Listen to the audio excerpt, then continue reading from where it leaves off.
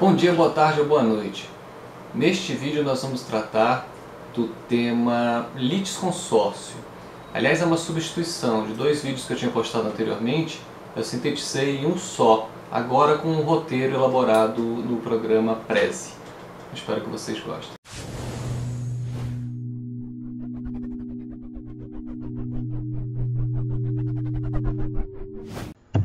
Muito que bem, meus diletos.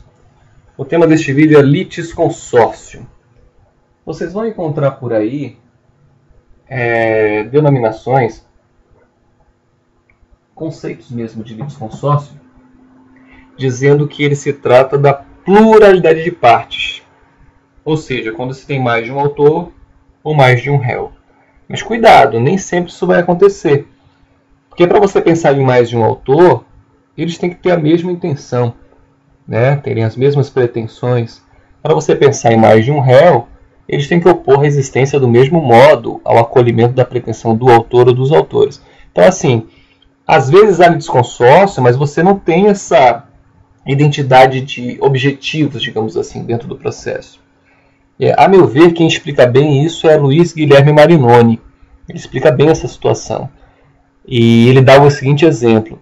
Ele fala de uma ação de consignação e pagamento fundada em dúvida de quem seja o credor.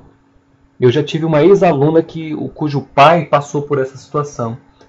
Ela me contou que o pai dela, ele devia dinheiro para um determinado senhor que faleceu. E, logicamente, o pai dela, né, cumpridor dos seus deveres, procurou a família, né, para pagar a dívida. E descobriu que o falecido tinha duas viúvas. E as duas queriam receber a quantia. Então, o que ele fez na época? Ele usou desse procedimento. Ele propôs uma ação de consignação e pagamento fundada em dúvida de quem seja o credor. Então, veja, ele foi o autor e ele chamou as viúvas. Então, há litisconsórcio, porque você tem as duas ali, a princípio, no polo passivo. Mas, da feita que ele alcançou o adimplemento da obrigação, que elas reconheceram, não, realmente, a quantia depositada em juízo é a quantia devida. A partir desse momento, ele sai do processo. O pai da minha ex-aluna, né, saiu do processo. E as duas prosseguiram disputando aquela quantia. Então, veja como elas não têm essa identidade de objetivos. Pelo contrário, elas passaram a disputar a quantia depositada em juízo. Tá? Então, isso fica claro no conceito que eu trouxe para vocês, que é um conceito extraído da obra de Fred Didier Júnior, Paulo Assano Braga e Rafael Alexandria de Oliveira, página 449. A obra é essa aqui, ó. Tá? Essa é a obra. Curso de Processo Civil, Introdução ao Direito Processual, Parte Geral, Processo de Conhecimento. Tá? 17ª edição, 2015. Essa é a obra onde eu extraí o conceito para vocês. Então, eles dizem que litisconsórcio, deixa eu aumentar, é a pluralidade de sujeitos. Olha como eles não falam que é a pluralidade de partes. Ó. É a pluralidade de sujeitos em um dos polos da relação processual. Há litisconsórcio quando houver mais de um autor ou mais de um réu. Por exemplo, talvez eles não estão dizendo que vai ser sempre assim. Geralmente é assim, mas no exemplo que eu dei para vocês não é o caso, né? Porque as viúvas, na verdade, depois elas passariam a disputar a quantia. Então elas não estariam no mesmo barco, digamos assim, como a figura utilizada aqui. Ó. Eles não estariam na mesma embarcação. Né? Pelo contrário, eles iriam disputar a quantia depositada em juízo. Mas o litisconsórcio não se restringe à principal relação jurídica processual. Pode haver litisconsórcio em incidentes processuais. Mais de um sujeito requer a instauração de um conflito de competência, por exemplo. Já postei vídeo sobre o conflito de competência. Pode haver litisconsórcio em um mesmo recurso. Então, às vezes, uma pessoa vem e passa a fazer parte da relação processual apenas no recurso. A gente vai ver daqui a pouco o litisconsórcio ulterior. Né? Às vezes o litisconsórcio não se instala desde o início do processo. A gente fala já disso. Já presenciamos um caso, isso é o exemplo deles, né? Um caso em que o autor e réu se consorciaram para opor embargo de declaração contra uma sentença homologatória de transação judicial. Eu nunca vi acontecer isso, até porque é uma coisa inusitada, né? Eles fizeram o acordo foi homologado e ambas as partes ficaram satisfeitas. Na prática é difícil verificar isso, mas, né, Até porque quando o acordo é feito, antes de ser homologado, as partes dizem que concordaram expressamente. Aqui certamente houve um equívoco, né, na hora de homologar. E por isso ambos entraram com embargo de declaração.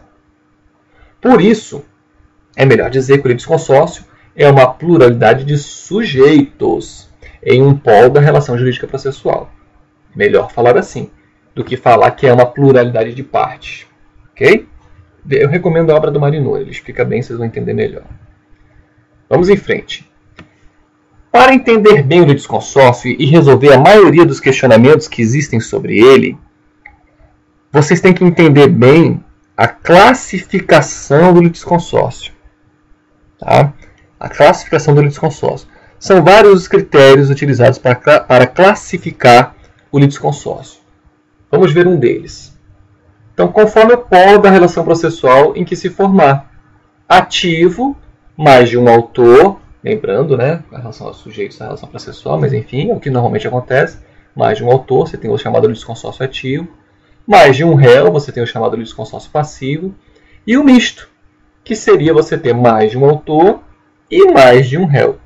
Em ambos os polos da relação processual há pluralidade. Então você tem o litisconsórcio misto. Tá? Muito simples aqui, nenhuma dificuldade. Outro critério de classificação, conforme o momento da formação do litisconsórcio. Então ele pode ser inicial, né, se é desde a propositura da ação, ou ulterior, poderia falar posterior também, que ocorre após a propositura da ação.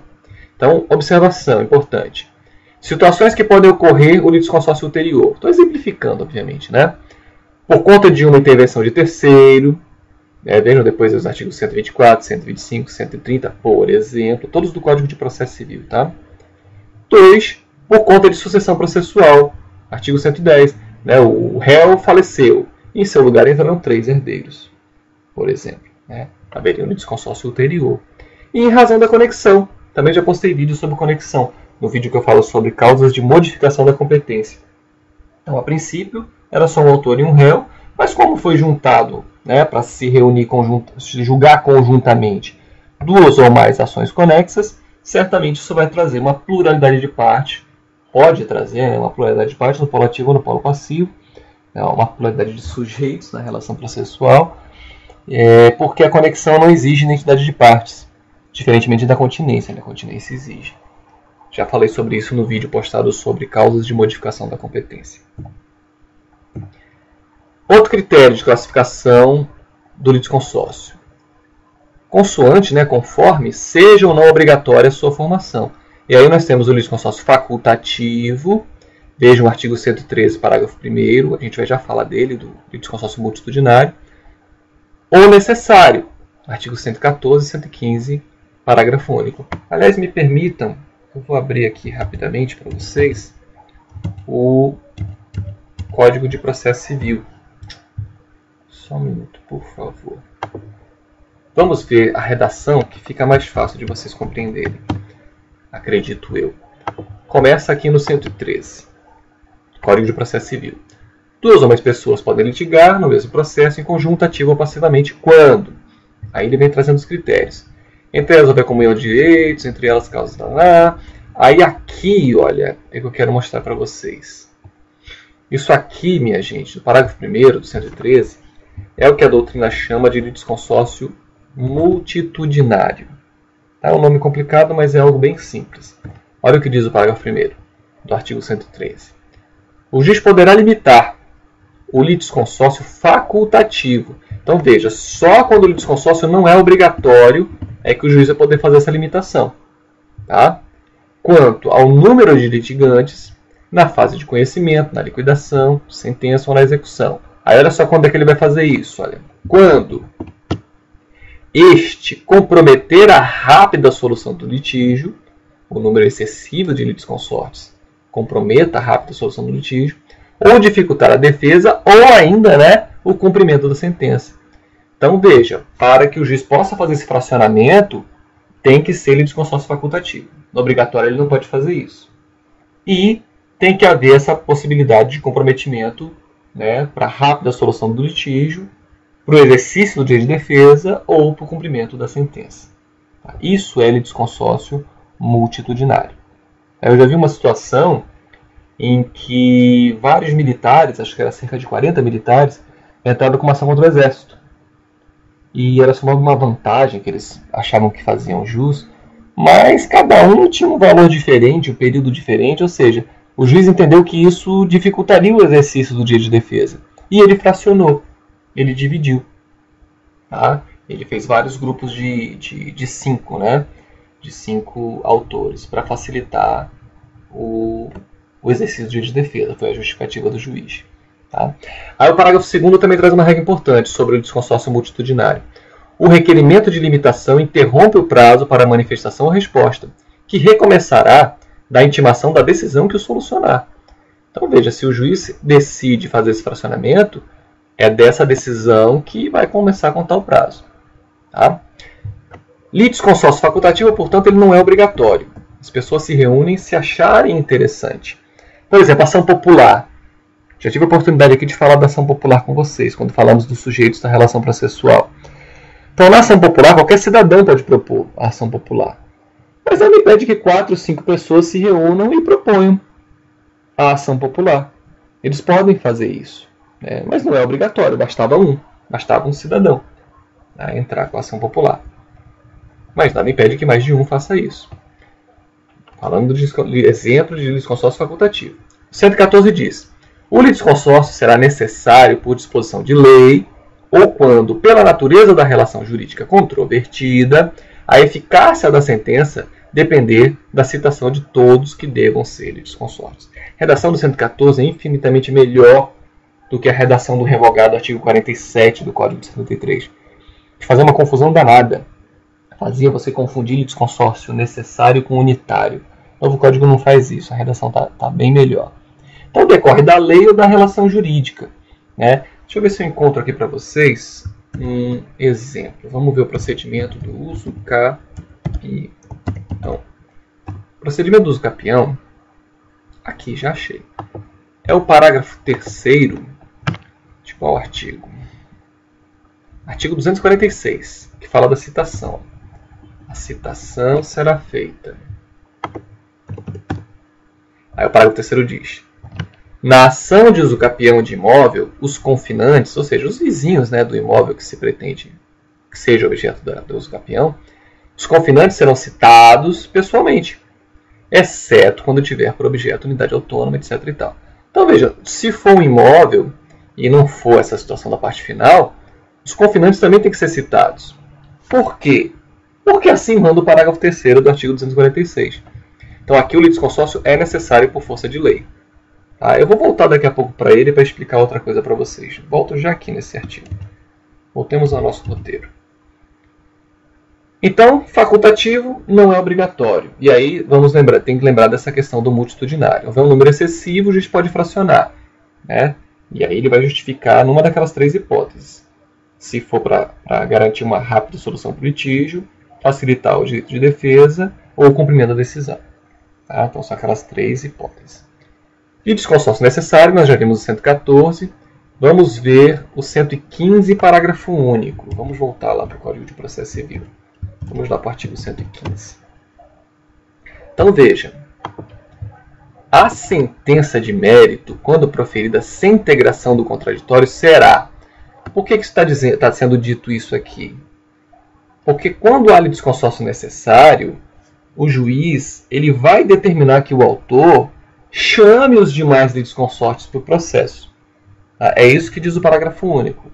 Ó, nos casos de litisconsórcio passivo necessário, o juiz determinará ao autor que requeira a citação de todos que devam ser litisconsortes, dentro do prazo que assinar, sob pena de extinção do processo. Então veja, eu já vi um questionamento, salvo engano meu, elaborado pela CESP, em que foi colocada uma situação prática em que o juiz, verificando que havia litisconsórcio necessário, ele de ofício mandou citar. E a indagação era se o juiz agiu corretamente. Não, gente, não teria agido corretamente. Não cabe ao juiz dizer quem vai ser réu. Não. Se ele perceber que há litisconsórcio necessário, o que ele vai fazer? Ele vai intimar o autor, ele vai determinar que o autor requeira a citação de todos que devam ser litisconsortes. Não cabe a ele dizer quem vai ser réu. Até porque se o autor vê que uma outra pessoa tem que integrar o polo passivo da lead, você não pode descartar a hipótese desse autor desistir da ação. Fala, não, contra essa pessoa eu não quero litigar. E aí ele desiste. O processo vai ser extinto sem resolução de mérito. Tá? E aí os incisos do 115. Ó. Então, a sentença de mérito, quando proferida sem integração do contraditório, será 1. Nula, se a decisão deveria ser uniforme em relação a todos que deveriam ter integrado o processo. A gente vai já ver isso, se chama de desconsórcio unitário. 2. Ineficaz nos outros casos apenas para os que não foram citados. Então, claro, se você não observou o contraditório, a pessoa que não teve essa oportunidade de participar do processo, ela não pode ser obrigada a cumprir a decisão. Tá? Então, isso aqui tudo é novidade, o Código Revogado não tinha regra similar, não. Tá? Então, conforme a obrigatoriedade, o desconsórcio pode ser facultativo ou pode ser necessário. E ainda há um outro critério para classificarmos o litisconsórcio. Conforme, consoante seja não obrigatória, a sua formação nós já vimos. Desculpem, aqui. Conforme a uniformidade da solução. Ou seja, o litisconsórcio pode se mostrar unitário, quando ele vai atingir a todos os litisconsórcios do mesmo modo, vamos já ver o 116, ou simples, parte inicial do 117, quando ele não atinge a todos do mesmo modo. Então vamos ao Código de Processo Civil. Vamos ao 116. Olha lá. O litisconsórcio será unitário quando, pela natureza da relação jurídica, o juiz tiver de decidir o mérito de modo uniforme para todos os litisconsortes. Imagine que o Ministério Público propôs uma ação de anulação de casamento.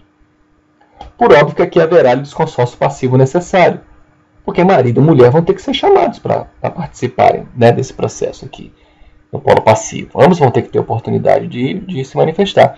E se for julgado procedente o pedido do Ministério Público e for anulado o casamento, não tem como anular só para o marido ou só para a mulher.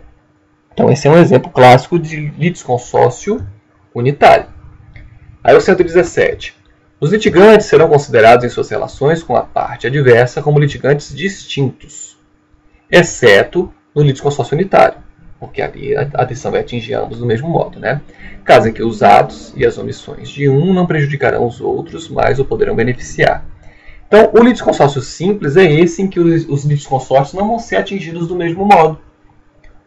Eles vão ser atingidos de modo absolutamente distinto. Então, vocês imaginem naquele exemplo que eu dei para vocês, de mais de uma pessoa propor a ação popular. Mais de um cidadão propor a ação popular. Ali é um caso de litisconsórcio unitário. Ali eles vão ser atingidos do mesmo modo. Um exemplo de litisconsórcio simples. Voltemos lá ao artigo 246. Vejam, aqui vai haver litisconsórcio por força do parágrafo 3º do 246. Mas a decisão não vai atingir os confinantes do mesmo modo que aquele em cujo nome está registrado o imóvel. Só quem pode perder a propriedade aqui, ou pelo menos ser reconhecida a perda da propriedade pelo decurso do tempo, é aquele em cujo nome está registrado o imóvel. Os confinantes não correm esse risco. Tá? Isso até nos remete à resposta a uma indagação que eu vou mostrar para vocês agora. Vejam, algumas indagações a respeito deste tema, a respeito de litisconsórcio. Olha só, 3 questões para vocês, para melhorar a compreensão desse conteúdo. Todo litisconsórcio necessário deve ser unitário? Acabamos de ver que não. O 246 mostra um exemplo. Aqui o litisconsórcio é necessário por força de lei, mas ele não vai ser unitário. Por quê? Porque a decisão não vai atingir os litisconsórcios do mesmo modo. Tá? Percebam que se você entender bem esses critérios de classificação, você vai começar a observar que o litisconsórcio, num caso concreto, ele se mostra inicial, ativo, necessário, simples, por exemplo. Aqui nesse caso do uso capião, ele poderia ser inicial, passivo, inicial porque foi desde o início, desde a propositura da ação. Passivo porque vai ter mais de uma pessoa aqui no polo passivo da lide. Necessário porque decorre por força do 246. E simples, porque eles não vão ser atingidos do mesmo modo. Tá? Eu acho que para vocês também vale a leitura da obra de Marcos Vinícius Rios Gonçalves. Ele explica muito bem, ele explica de uma forma bem didática essa classificação do litisconsórcio. Recomendo a leitura a vocês, tá? Outra indagação. Todo litisconsórcio facultativo deve ser simples? Não necessariamente. Eu já dei um exemplo para vocês. Na ação popular, um cidadão basta para propor ação popular. Mas nada impede que mais de um faça isso. E aqui é facultativo o litisconsórcio. Mas ele não vai ser simples. Ele vai ser unitário. Porque a decisão vai ser igual para todos. Todos os litisconsórcios. E, por fim, uma indagação que é objeto de grande controvérsia na doutrina, tá? Pode haver litisconsórcio ativo necessário? Há quem pense que o Código de Processo Civil já inclinou ao dizer que não, tá? Há quem pense assim. Eu volto a dizer, essa situação é muito controversa, tá? Há quem pense que o Código se inclinou para que só haja litisconsórcio passivo necessário, quando ele diz aqui, ó, no parágrafo único do 115, ó, nos casos de litisconsórcio passivo necessário. Há quem acha que aqui o legislador disse que só pode ser passivo. Tá? Mas prestem atenção. Vejam que nós temos legislação e já temos decisões que mostram da possibilidade do litisconsórcio ativo necessário. Tá? Há muitas críticas a essa possibilidade porque, por óbvio, que isso poderia ir contra a ideia de inafastabilidade. A Constituição diz que a lei não excluirá da apreciação do judiciário lesão ou ameaça de lei. Artigo 5º, inciso 35. Já tive a oportunidade de falar sobre isso no vídeo sobre os princípios fundamentais da jurisdição. Então, no vídeo, nós vamos falar melhor a respeito disso depois, a respeito das situações em que a pessoa casada precisa do consentimento para propor a ação, né, sobre direito real imobiliário. Mas mesmo nessas situações, o Código estabelece que pode ser suprida essa autorização. Né? Agora, não há como negar que a lei determinando o litisconsórcio ativo necessário, e é essa. Didier explica bem isso na obra dele. A Lei 6.404, de 1976, que dispõe sobre as sociedades por ações, ela fala aqui no 159, ó, vou aumentar para vocês. Ela diz que compete à companhia, mediante prévia deliberação da Assembleia Geral, a ação de responsabilidade civil contra o administrador, pelos prejuízos causados ao seu patrimônio. Agora olha o detalhe aqui, ó, parágrafo 4º. Se a Assembleia deliberar não promover a ação, de que trata o caput, né, poderá ela ser proposta por acionistas que representem 5% pelo menos do capital social. Então veja, o que foi estabelecido aqui nesse parágrafo 4º? Um caso de litisconsórcio ativo necessário. Tá? Então, não obstante toda essa controvérsia sobre o tema, muitos dizendo que há, muitos dizendo que não há, Nelson Nery Jr. é um que entende que há litisconsórcio ativo necessário, Didier critica essa posição dele, enfim. Mas é inegável que essa lei tem um caso expresso aqui de litisconsórcio ativo necessário. Tá? Artigo 159, parágrafo 4º da Lei 6.404/76. E vejam, o STJ tem mais de um pronunciamento. É bem verdade que nessa época, né, não estava em vigor ainda o novo Código de Processo Civil. Não estava em vigor. Mas não sei se há motivo para o STJ mudar seu posicionamento. Olha essa decisão aqui. Ó. No caso concreto, o recorrente foi integrado à lide na condição de litisconsórcio. Aqui foi um erro de digitação. Na verdade, pretendiam dizer litisconsorte. Né? Litisconsorte ativo necessário, uma vez que houve impetração por parte aprovada na segunda colocação. Então, depois vocês olhem direito a decisão, o relatório, o voto para entender melhor. Está aqui, ó, é o recurso e mandado de segurança 39.668, né, esse recurso e mandado de segurança. Mas aqui, certamente, o primeiro colocado não entrou com mandado de segurança. Não lembro exatamente como era o caso concreto. Tá? Depois vocês vejam com calma. Mas vamos imaginar que o terceiro colocado foi empossado. E quem se insurgiu foi o segundo. Mas de quem era a vaga? Do primeiro. Então, pelo que aparenta aqui, ele foi chamado e veja que o STJ entendeu que ele era litisconsórcio necessário. Litisconsórcio ativo necessário. Tá? Um outro caso, que esse está na próxima folha, vou mostrar para vocês, está aqui. Em mais uma manifestação do STJ, essa de 2014, esse recurso especial aqui, olha o que decidiu o STJ.